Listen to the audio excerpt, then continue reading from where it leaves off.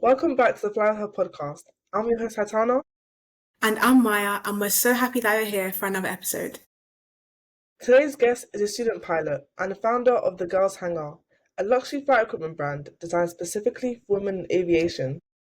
She's redefining what it means to look and feel confident in the cockpit, combining functionality with femininity for female aviators.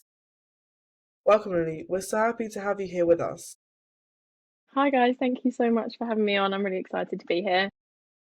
Thank you, Lily. So please take a moment to introduce yourself. Tell everyone what you do, what you're about, your flying journey, you being the founder of the Girls Hangar. Please explain it to us. Yeah, so I've been flying since April 2024. I'm still a student at the moment. I've just got a lot of exams to get done. And I started the Girls Hangar at the beginning of this year, just through my own personal journey and finding that there was not much equipment and stuff sort of geared towards females. Everything felt quite masculine. So that's where the business started. Amazing. That sounds really, really cool. Your first flight lesson. Please tell us what it looked like. You said you started flying in April 2023, and we want to know, what was that like for you? What was it like the first time ascending into the sky? How did it feel? How did you feel? And what did it mean for you? Yeah, it was amazing. It was I booked it on a bit of a whim. I'd always wanted to start, but I didn't really think that it was something that I could do. And I thought I'll just book a trial flight anyway, see how it goes, and if anything, it will just be fun to go up in a little plane and see what it's like. So yeah, I wasn't nervous at all. I was just excited. I didn't really have a clue what to expect. My flight instructor did the majority of the work. Obviously, I just kind of sat there and enjoyed it. But yeah, it was incredible, and I'd recommend it to anyone. How come you weren't nervous? Because obviously, like a lot of people, they get very nervous even on normal planes. So, how did you prepare to even go on your first flight? To be honest, I've never been nervous flying. I actually didn't even go on a commercial flight until I was 18. So apart from being a very small baby that I don't remember being in small aircrafts, that was like my first proper flight. So I don't know, it just wasn't something that made me scared at all. I was just excited. I think the excitement probably overdid all of the nerves Yeah, anyway. yeah, I know what you mean. So you didn't take your first flight commercially until you was 18, but you was flying in small airplanes much younger. How did that happen? So actually I got into flying because my dad got his PPL when I was a baby. So he started flying, yeah, I don't think I was even one when he started. So that's kind of how I got into it all because I grew up around it. I've got like really early memories of us like flight planning and stuff. And I used to go to lots of air shows with him as well. So that's No. kind of how I got into it. His plane's just a one seater, so I haven't actually been out with him in that. But he's like hired planes, so we've been able to go out together. But yeah, I don't have any memories of that, to be honest. Oh, that's so cute. Do you hope to like go in his plane once you get your PPL? Yeah, so the plan is to steal his plane basically, paint it pink, and then just have it as mine. That's the plan. That sounds I don't wonderful. I Yeah, I don't know if he'll let me. It's red at the moment, so it's not too far off, but that's the plan. Oh, you have like a little like mascot as the plane. This is like one seater. It Literally, would the be so girls hang cute. out. That would be pretty cool. Yeah, it would. That's the plan. So obviously, like flying is a very complex thing, I would say. What do you think flying has taught you about yourself that you couldn't have learned any other way? I think learning to fly has made me believe in myself a lot more and just have more sort of self-confidence because obviously you're making quite a lot of big decisions when you're flying and you've got a lot of responsibility for the aircraft and for the people in it, and for yourself, obviously. So I think just trusting myself has been something that I've learned through learning to fly. And I don't think I would have had that level of trust for myself doing anything else. I think it's like the most responsibility that I've ever had. Yeah, I agree too. I agree. Mm. It is a big aircraft, to be honest. Yeah, Yeah. that's totally understandable. I can understand Yeah. why flying really makes you believe in yourself because it is, as Aitana said, very complex. And yeah, it's just nice that you're able to have the courage to pursue becoming a pilot. So Hmm. yeah, Yeah. definitely understand where you're coming from that perspective. But in contrast, is there anything about pursuing this path to become a pilot that particularly scares you? Maybe losing your medical, or is there any like complications with flight that might scare you, or anything at all? Is there anything that scares you about pursuing this path? Um, I don't think there's many things that scare me. I think, yeah, probably medical would be the main one. In terms of any maneuvers and stuff that I've done, I think spinning was the scariest thing that I've done. And I just Yeah, yeah. didn't want to do it at all. I mean, it wasn't actually scary when I did it. It was just the thought of it because I'd watched lots of videos of people just falling to the ground. I thought, obviously, I'm just going to die doing this. And then I've done it so many times and it's completely fine. So I think anything that I have been scared of or nervous about in terms of like actually flying the plane, is once I've done it, it's never anything to be worried about at all. But yeah, it would just be my medical. Obviously, I want to keep fit and healthy and make sure I'm okay, because that would be really devastating if the reason I couldn't do it would be something kind of out of my control. Yeah. Yeah, yeah. And also, like, when you're flying, do you guys ever have to like turn off both engines and just like fall down? Almost. Yeah, that's not fun. It's not fun. I think it always just sounds worse in your head than it actually is when you're Yeah, it doing it, is. because obviously you've got to practice all of the scary things, because if it did ever happen, you need to be prepared. So it's obviously Mhm. really important. So obviously the Ghost Hangar is such an amazing concept, and it's so important for young girls and women to feel comfortable with their aviation equipment, as obviously it is a male dominant industry. What inspired you to create the Ghost Hangar, and what impact do you hope it will have on the aviation community?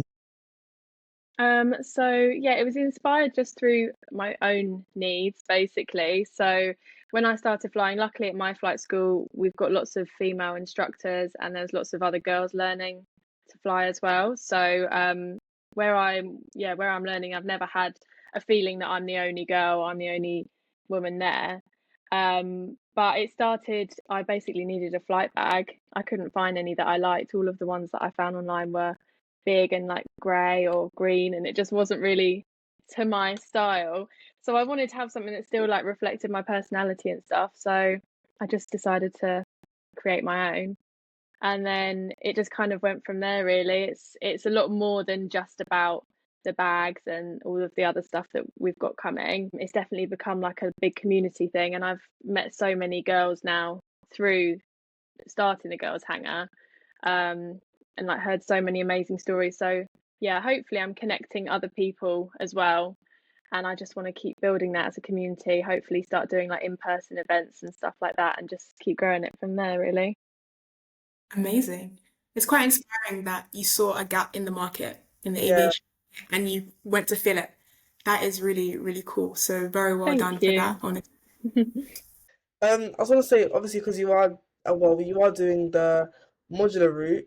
Do you think that the modular route is, I would say, more freeing, as in like funding wise, compared to an integrated route? And why do you think that?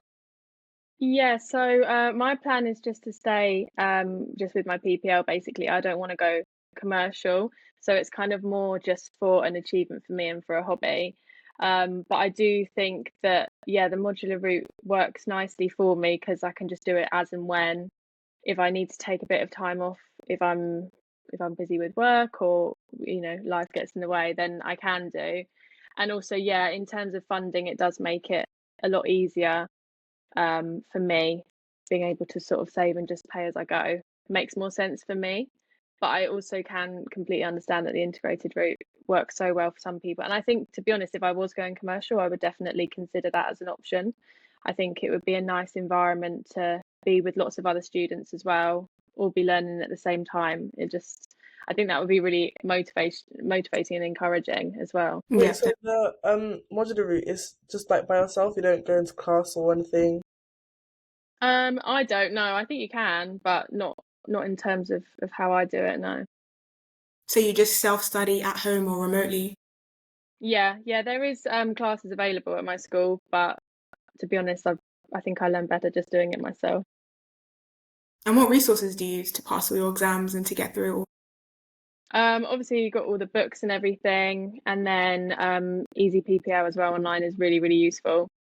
It's like question bank. I don't think I would have been able to pass my exams that I have done without that. It's a bit like when you do your driving test theory and you're going through and just answering all of the questions.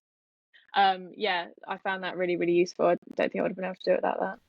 So, with all your pilot dreams ahead of you and your amazing work with the Girls Hangar, what excites you most about the road ahead as you work towards your goals? I think obviously most excited about actually getting my PPL. I hope that I can get it before summer next year. That's my goal is to get it by my birthday, which is March. So we'll see. Hopefully that goes to plan. But yeah, just to be able to go flying with my friends, take my family out and stuff. Especially my dad. I think that will make him quite happy to be in a plane with me rather than on his Yeah, own. So yeah, I think that's what I'm excited for in my journey. And then with the Girls Hangar, I'm obviously just excited to keep growing it. I can't wait to release the bags, which is like the main Yes, product that everyone's so excited for. So they'll be much. coming out really, really soon. And then yeah, just keep building the community. Like I said earlier, like really excited to start doing meetups and in-person events and hopefully like fly-ins and stuff. So I think that would be really cool. Just want to keep going with that really. that's really cool.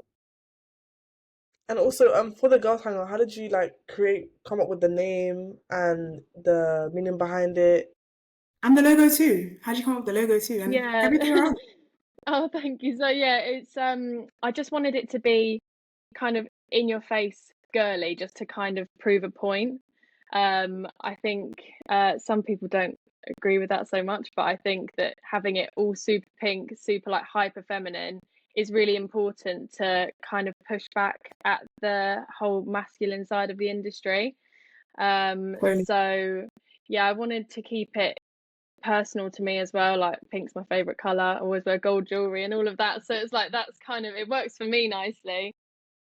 But I do want, obviously people to not everyone's into all of that. I just want it to be more the reasoning behind it is just about being exactly who you are and not trying to fit into different boxes because I think that's something that people have to do in this industry quite a lot. Yeah, it's, And I just wanted to avoid that basically. So it's just kind of in your face, all pink and girly, and yeah, just keep it like that. I really feel like the pink really attracts a lot of girls, to be honest, rather than having like green or like I don't know any other color. Yeah, well, I'd Yeah. like to do other colours in the future as well. I'd like to do like blue and Really? green and yellow. Yeah, of course. I'd like to just make it because I know, yeah, like I say, pink's not everyone's favorite colour. It's just mine. Yeah. Yeah, just to get the girls in and just get everyone looking at it. It's great, like seeing my statistics on Instagram and stuff. It's like 90% women that are looking at my stuff, which is exactly what I want. Amazing. Wow, congratulations. Honestly, Thank that's so you. cool. That's so Thanks. cool. Would you give like any advice out to anyone who is only willing to do the PPL and not to go the full ATPL route? Yeah, I think my advice would be to get your exams done as soon as possible, because that's definitely something that I've put off for a long time, and I wish I hadn't. Also, it's really useful because when you're flying, you can apply all of it. It's all stuff that makes sense as you're going along, so that's really, really helpful. And yeah, just to focus on your own journey as well. I think it's easy to compare yourself to other people in terms of like your hours and how quickly you solo. I know people that soloed in like 20 hours and it took me double that. So yeah, so and at the time I was kind of thinking, oh well, I'm not doing very well then. But when you actually step back and look at it and see sort of how far you've come, then you can't compare your journey to someone else's. Everyone's going to be different. Very much. This is like one of the other benefits of studying by yourself that you'd have like I wouldn't say competition around you, but competition Mm. around you if you know what I mean. Yeah, You can really definitely. focus I think on doing. yeah, exactly. Yeah, I think having if you're in a class with other people around you, you're kind of thinking, oh well, yeah, are they ahead of me? And you don't. Yeah, it's just not the best thing to do to compare yourself in this industry. I don't Yeah. think. No, it's not. As you're doing the modular route and you're doing it like step by step, how do you manage to balance your social life or your work life with doing your PPL? How does that all work for you? Yeah, it is a lot. I feel like I'm busy all the time.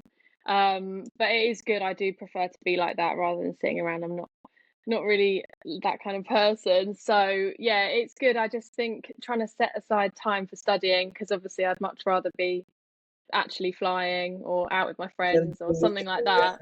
So it is kind of setting aside hour blocks or 2 hour blocks, whatever it is, throughout the week to actually get on with my studying. And that's something that I kind of struggled with at first, is time management, but I think I've kind of got it now. And it's obviously so important. And as I've got more hours, obviously I'm closer to being able to qualify and everything. So it kind of is just the exams holding me back now. So yeah. Well, we wish you all the best with them, honestly. Thank you. Thank you so much, Lily, for sharing your story with us today. We appreciate all the feedback you've given us, all the advice you've given us today, all the tips, tricks, and hacks people can use in the future, and the difference between the modular and integrated route. And it's been a pleasure having you on today's episode. So that is it for today. Congratulations, Lily, on all your achievements, and we really wish you well for the future. Thank you so much. Make sure to like, share, and subscribe, and follow us on Instagram and TikTok at the Fly With Her podcast. Don't forget to tune in, take off, and fly with her. See you in the next episode. Bye. Thanks. Bye.